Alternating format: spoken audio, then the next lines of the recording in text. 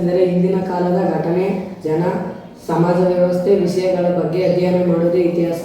ಇತಿಹಾಸವನ್ನು ತಿಳಿಯಲು ಆಧಾರಗಳು ಏಕೆ ಮುಖ್ಯ?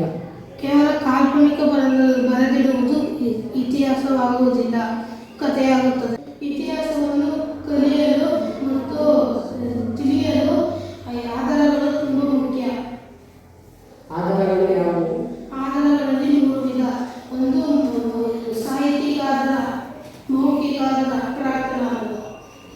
ಆಧಾರಗಳಲ್ಲಿ 3 ವಿಧ. ಅದರಲ್ಲಿ ಮೊದಲನೇದು ಸಾಹಿತ್ಯಿಕ ಆಧಾರ, ಅದರಲ್ಲಿ ಮೊದಲನೇದು ದೇಶೀಯ ಆಧಾರ, ಎರಡನೇದು ವಿದೇಶಿ ಆಧಾರ.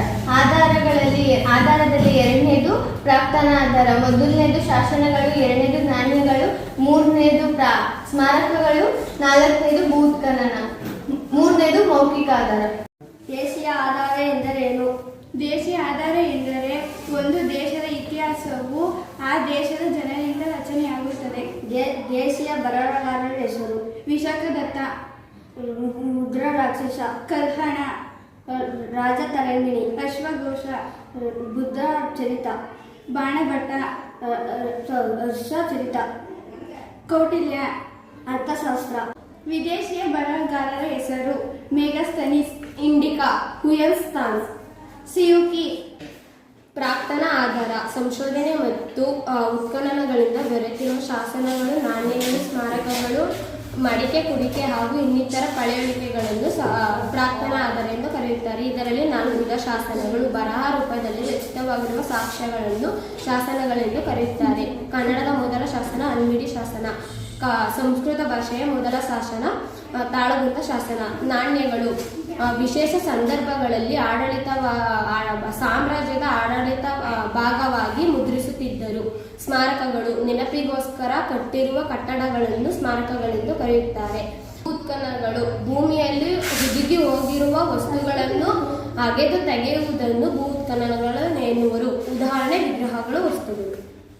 ಮೌಖಿಕ ಆಧಾರ ಎಂದರೆ ಬಾಯಿಂದ ಬಾಯಿಗೆ ಬಂದಿರುವಂತಹ ಕತೆ, ಕವನ, ಹಾಡುಗಳನ್ನು ಮೌಖಿಕ ಆಧಾರ ಎನ್ನುವರು. ಪ್ರಪಂಚದಲ್ಲಿ 7 ಖಂಡಗಳು: ಏಷ್ಯಾ ಖಂಡ, ಆಫ್ರಿಕಾ ಖಂಡ, ಉತ್ತರ ಅಮೆರಿಕ ಖಂಡ, ದಕ್ಷಿಣ ಅಮೆರಿಕ ಖಂಡ, ಅಂಟಾರ್ಟಿಕ್ ಖಂಡ, ಯುರೋಪ್ ಖಂಡ, ಆಸ್ಟ್ರೇಲಿಯಾ ಖಂಡ.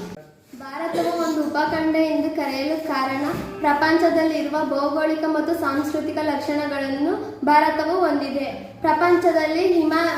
ಪ್ರಪಂಚದಲ್ಲಿ ಪರ್ವತ ಶ್ರೇಣಿಗಳಿವೆ. ಭಾರತದಲ್ಲಿ ಹಿಮಾಲಯ ಪರ್ವತ ಶ್ರೇಣಿ ಇದೆ.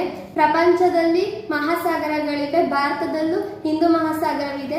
ಪ್ರಪಂಚದಲ್ಲಿ ಅನೇಕ ಸಾಂಸ್ಕೃತಿಕ ಲಕ್ಷಣಗಳಿವೆ. ಭಾರತದಲ್ಲೂ ಅನೇಕ ವೈವಿಧ್ಯತೆ ಸಾಂಸ್ಕೃತಿಕ ಲಕ್ಷಣಗಳಿವೆ. ಆದ್ದರಿಂದ ಭಾರತವು ಒಂದು ಉಪಖಂಡ ಎಂದು ಕರೆಯಬಹುದು. ಭಾರತದ ಭೌಗೋಳಿಕ ಲಕ್ಷಣಗಳು: ಪೂರ್ವಕ್ಕೆ ಬಂಗಾಳ ಕೊಲ್ಲಿ, ಪಶ್ಚಿಮಕ್ಕೆ ಅರಬ್ಬಿ ಸಮುದ್ರ, ಉತ್ತರಕ್ಕೆ ಹಿಮಾಲಯ ಪರ್ವತ, ದಕ್ಷಿಣಕ್ಕೆ ಹಿಂದೂ ಮಹಾಸಾಗರ. ಭಾರತದಲ್ಲಿ 28 ರಾಜ್ಯಗಳಿವೆ. ಅವುಗಳು: ಹಿಮಾಚಲ ಪ್ರದೇಶ, ಪಂಜಾಬ್, ಉತ್ತರಾಖಂಡ, ಹರಿಯಾಣ, ಉತ್ತರ ಪ್ರದೇಶ, ಬಿಹಾರ, ರಾಜಸ್ಥಾನ, ಗುಜರಾತ್, ಮಧ್ಯಪ್ರದೇಶ. ಸಿಕ್ಕಿಂ, ಮೇಘಾಲಯ, ಅಸ್ಸಾಂ, ಅರುಣಾಚಲ ಪ್ರದೇಶ, ನಾಗಾಲ್ಯಾಂಡ್, ಮಣಿಪುರ, ಮಿಜೋರಾಂ, ತ್ರಿಪುರ, ಪಶ್ಚಿಮ ಬಂಗಾಳ, ಜಾರ್ಖಂಡ್. ಛತ್ತೀಸ್ಗಢ, ಒಡಿಶಾ, ಮಹಾರಾಷ್ಟ್ರ, ತೆಲಂಗಾಣ, ಕರ್ನಾಟಕ, ಆಂಧ್ರ ಪ್ರದೇಶ್, ಗೋವಾ, ಕೇರಳ, ತಮಿಳುನಾಡು. 8 ಕೇಂದ್ರಾಡಳಿತ ಪ್ರದೇಶಗಳು: ಲಕ್ಷದ್ವೀಪ, ಪುದುಚೇರಿ, ದಿಯು, ದಮನ್, ನಗರ ಹವೇಲಿ, ದೆಹಲಿ, ಚಂಡೀಗಢ, ಕಾಶ್ಮೀರ, ಲಡಾಖ್.